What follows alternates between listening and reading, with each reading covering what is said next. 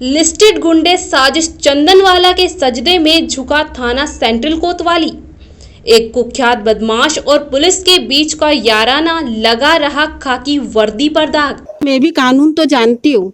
मेरे पे हाथ उठाने के दुबे सर ने बात की है। मैंने कहा कानून मैं भी जानती हूँ। मैं भी बड़े बड़े साहेब को, मीडिया को, सबको बुलाऊंगी। मीडिया के सामने ये बात आपको बोलना पड़ेगी। तो उन्होंने बोला चलो हम लेडीज पुलिस बुलाते हैं। जब पहले उन्होंने मेरे ऊपर हाथ उठाने की बात की, बाद में लेडीज पुलिस की। तो आप सब ने 1981 में बॉलीवुड के मशहूर अभिनेता महानायक अमिताभ बच्चन की ब्लॉकबस्टर फिल्म याराना का गीत तेरे जैसा यार कहाँ ऐसा याराना तो सुना ही होगा। लेकिन जो याराना आप सब ने फिल्म में अभिनेता अमिताभ बच्चन और अमजद खान का रियल लाइफ में देखा, वही याराना अब रियल लाइफ में इंदौर शहर में देखने को मिल रहा है, वह भी एक लिस्टेड गुंडे और पुलिस के बीच। और याराना भी ऐसा कि जिसे निभाने के लिए अगर एक लिस्टेड गुंडे के आगे पुलिस को अपनी वर्दी की गरिमा को भूल, अपने फर्ज को भूल अगर साष्टांग प्रणाम भी करना पड़े तो वे करेंगे। तो आइए इन घनिष्ठ मित्रों से आपका परिचय कराते हैं। तो पहला यारबाज है सेंट्रल कोतवाली थाने के लिस्टेड बदमाश साजिश चंदनवाला, जिसके ऊपर इंदौर के विभिन्न थाना क्षेत्रों में 44 से अधिक आपराधिक मामले दर्ज है, जिसमें हत्या का प्रयास, अड़ीबाजी, अवैध वसूली, एनडीपीएस एक्ट, अवैध कब्जा करने जैसे संगीन अपराध मौजूद है। अब आपको मिलाते हैं हमारे दूसरे गणमान्य जन की, जिनके ऊपर आपकी और हमारी सुरक्षा का दायित्व है, जो देशभक्ति और जनसेवा की कस्में खा जनता की सेवा सुरक्षा करने का दावा करते हैं। तो ये है पुलिस सेंट्रल कोतवाली पुलिस। अब आप यह सोच रहे होंगे कि गुंडे साजिश चंदवाला और सेंट्रल कोतवाली पुलिस के बीच ऐसा क्या याराना है जो हम इनकी तारीफ के इतने पुल बांधे जा रहे हैं। दरअसल तारीफ की वजह ही कुछ ऐसी है कि जिसे सुनकर आप भी दांतों तले अपनी उंगली दबा लेंगे। तो शुरू करते हैं। तो पहला यार तो ठहरा रानीपुर क्षेत्र का लिस्टेड गुंडा साजिश चंदवाला का। यह गुंडा अपने वर्चस्व और पकड़ की बदौलत क्षेत्र में अपने काले कारनामों को बेखौफ होकर खुलेआम संचालित करता है। दरअसल जिस क्षेत्र का यह गुंडा निवासी है वह एक व्यापारिक क्षेत्र है। अब इसकी तो हमेशा से आदत रही अवैध रूप से पैसा खाने की, तो वह कहाँ छूट रही है। इसलिए ये गुंडा आए दिन क्षेत्र के व्यापारियों को हथियारों की नोक पर डरा धमकाकर रोजाना अवैध वसूली करता है और अवैध पैसा ना देने की सूरत में व्यापारियों से मारपीट कर उन्हें जान से मारने की धमकी भी देता है। अब कुछ व्यापारी तो इसके पुराने आपराधिक रिकॉर्ड को देखते हुए इससे डरकर अवैध पैसा दे देते हैं, पर कुछ व्यापारी तो पैसा देने में सक्षम नहीं है, वह इसके विरोध में आ खड़े होते हैं और थाने पर इसकी शिकायत करने जाते हैं। अब जिस थाने पर इस गुंडे से पीड़ित व्यापारी शिकायत दर्ज कराने जाते हैं वह है सेंट्रल कोतवाली थाना। कुछ याद आया आपको? जब पीड़ित थाने पहुंचकर वहां मौजूद पुलिस कर्मियों से इस गुंडे की शिकायत करते हैं तो नाम सुनते ही वहां मौजूद पुलिस कर्मी या तो किसी बहाने से थाने से बाहर चले जाते हैं या फिर पीड़ित को लिखित आवेदन देकर जमा करने के लिए कहते हैं। और जब पीड़ित द्वारा थाने पर लिखित आवेदन दे दिया जाता है तो वह आवेदन जांच में आता ही नहीं है और मामला ठंडा हो जाता है। रानीपुर क्षेत्र में ऐसे ही एक पीड़ित व्यापारी सरफराज अंसारी और हकीम कुरैशी है, जिनका क्रोकरी का व्यापार है। वह इस गुंडे से कई सालों से प्रताड़ित है। यह गुंडा आए दिन इन व्यापारियों से हथियारों की नोक पर अवैध पैसा देने के लिए दबाव बनाता है और पैसा ना देने की सूरत में मारपीट कर इनके परिवार को जान से मारने की धमकी देता है। पीड़ित सरफराज ने इस गुंडे की शिकायत पुलिस के वरिष्ठ अधिकारियों सहित माननीय मुख्यमंत्री जी से भी कर चुके हैं, लेकिन इस गुंडे पर अभी तक कोई दंडात्मक कार्यवाही नहीं की गई। हाल फिलहाल में पीड़ित सरफराज ने दिनांक 25 मई को आईजी हरिनारायण चौरी मिश्र को इस गुंडे के विरुद्ध ज्ञापन सौंप कार्यवाही करने का निवेदन किया था। आईजी साहब ने पीड़ित सरफराज को भरोसा दिलाते हुए कहा था कि आप व्यापारी गण को हो रही परेशानी का हल निकाला जाएगा और जांच करवाकर इस गुंडे पर कार्यवाही की जाएगी। लेकिन जब किसी गुंडे के जहन से पुलिस का डर लगभग खत्म सा हो जाए तो रोजाना थाना क्षेत्र के पुलिस कर्मियों से मुलाकात होती रहे तो अपराधी के हौसले बुलंद होंगे ही, साथ ही वह अपराध करने का आदी भी हो जाता है। ताज़ा मारपीट का मामला पीड़ित सरफराज के साथ आज रात को दोबारा हुआ, जिसमें साजिश चंदनवाला के ड्राइवर, उसके भाई सलीम चंदनवाला, शकीम चंदनवाला, साथी शाहिद बॉबी सुल्तान ने पुलिस की मौजूदगी में रास्ते से गुजर रहे पीड़ित से मारपीट की, जिसका सीसीटीवी फुटेज भी मौजूद है, जिसमें साफ देखा जा सकता है कि पीड़ित के रास्ते से निकलने के पहले ही साजिश चंदनवाला के भाइयों के साथ पुलिसकर्मी खड़े होकर गपशप कर रहे थे। पीड़ित सरफराज डर कर मौके से तुरंत अपने घर की ओर भाग खड़े हुए, जिसके थोड़ी देर बाद दोबारा साजिश चंदनवाला के भाई और उसके साथी पीड़ित सरफराज के घर के पास से गाली गलौज करते हुए गुजरे और लाठी डंडों लोहे की रॉड से उनके परिवार पर हमला कर दिया, जिसमें महिलाएं और बच्चे भी शामिल थे, जिसका सीसीटीवी फुटेज भी मौजूद है।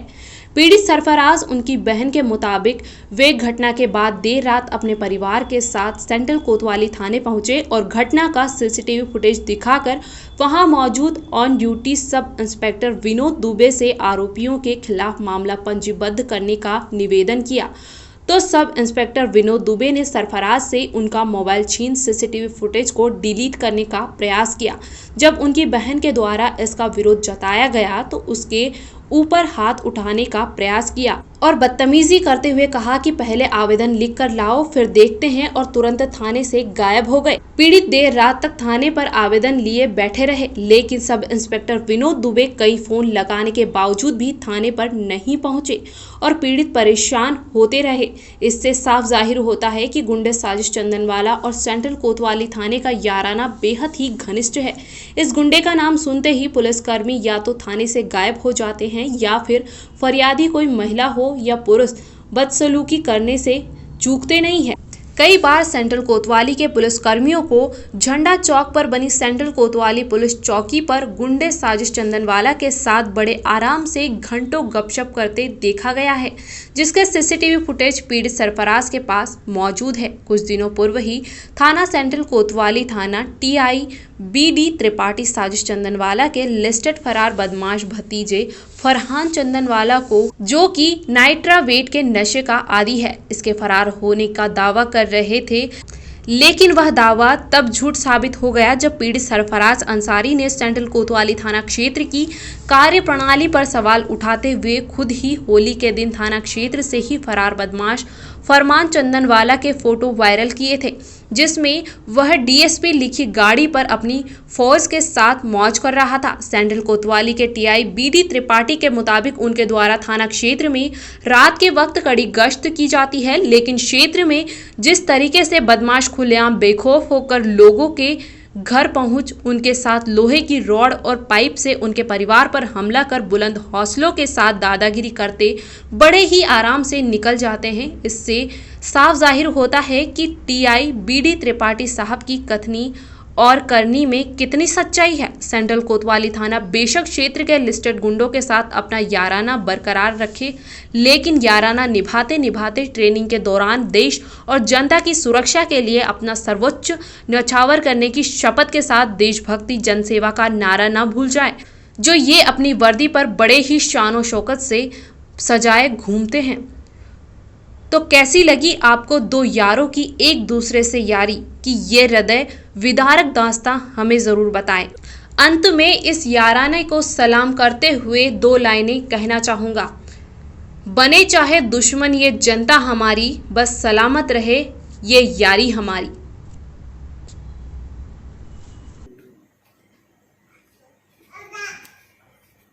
साई चंदनवाला और उसका परिवार जो है सलीम चंदनवाला, शकील चंदनवाला, साद और सुल्तान है, साइद है, बॉबी है, ये सब जनी मतलब इकट्ठा होके, उसका ड्राइवर, इन सब जनी इकट्ठा होके मेरे घर पे हम लोग बैठे थे, हमला कर दिया, जिसका मेरे कने सीसीटीवी फुटेज है जो मैं आपको पेश कर दूंगा, दिखा दूंगा, जिसमें मेरे को मारते हुए, मेरे परिवार को हमला करते हुए डंडे, सरिये और लट ईंट पत्थर से मतलब हमला करा, जिसमें मेरे जमाई मजर अंसारी को भी लग गई है, मेरी बहन को भी लगी है, मेरे को भी लगी। आपने इसकी सूचना जब थाना सेंट्रल कोतवाली को दी तो पुलिस कर्मियों ने आपकी कितनी मदद करी? पुलिस कर्मियों ने कोई इनका मोबाइल छीन लिया था जब मेरी भाभी और मेरे भाई आए थे। इनका मोबाइल छीन के वीडियो जो इनके फोटोज थे ना, पहले के भी और अभी के भी, वो सब डिलीट कर रहे थे। वो दुबे सर थे, क्या नाम था उनको? दुबे।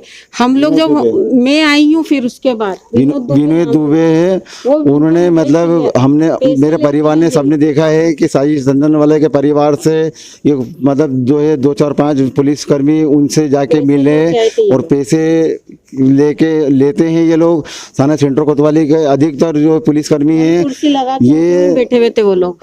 और जब हमने मोबाइल इनसे मांगा ना तो मोबाइल नहीं दे रहे थे और मुझे धमकियां दे रहे थे कि हम लेडीज पुलिस बुला के, मैंने क्या कानून की मतलब सही लड़ाई लड़ रहे हैं ना, हम भी कोई गलत तो नहीं कर रहे हैं।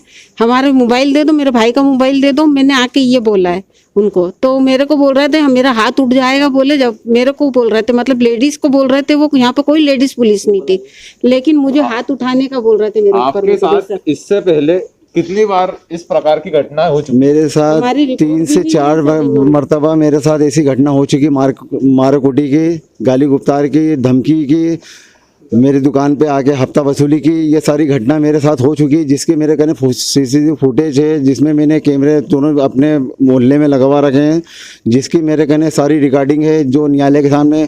और आज भी जो है मैं जब तक के आऊँ अपने परिवार के साथ में, उससे पहले आके यहाँ पे इन्होंने जेबा खान और उसका पापा जो है सलीम खान, ये मेरे खिलाफ झूठी रिपोर्ट लिखवा के चले गए।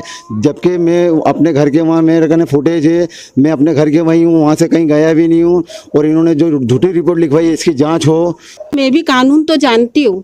मेरे पे हाथ उठाने की दुबे सर ने बात की है। मैंने कहा कानून मैं भी जानती हूँ, मैं भी बड़े बड़े साहेब को, मीडिया को, सबको बुलाऊंगी। मीडिया के सामने ये बात आपको बोलना पड़ेगी। तो उन्होंने बोला चलो हम लेडीज पुलिस बुलाते हैं। जब पहले उन्होंने मेरे ऊपर हाथ उठाने की बात की, बाद में लेडीज पुलिस की, तो मैंने ये बोला सच का साथ दो बस। क्या नाम है साहब का पूरा? विनोद दुबे। मैंने उनके बेच में मैंने ये भी कहा कि आपका पूरा वीडियो लिया जाएगा, आपका बेच बताओ मुझे। तो बोले ये लो मेरा नाम ले, बोले ऐसा कर रहे थे मेरे सामने। इससे पहले पुलिस के वरिष्ठ अधिकारियों को कभी इस बारे में सूचना दी है कि आपके साथ इस प्रकार की घटना घटित हो रही, कभी आपने मदद मांगी? जी, मैंने SP साहब, IG साहब, DIG साहब, IG साहब को मैंने 25 मई 2021 को ज्ञापन दिया और उनसे मुलाकात करी। उन्होंने मेरे को आश्वासन दिया कि इसकी जो है मैं थाना सेंट्रल कोतवाली की साजिश चंदन वाला जो है इसकी मैं जांच करवाता हूं। और थाना सेंट्रल कोतवाली जो है मेरी कोई मदद नहीं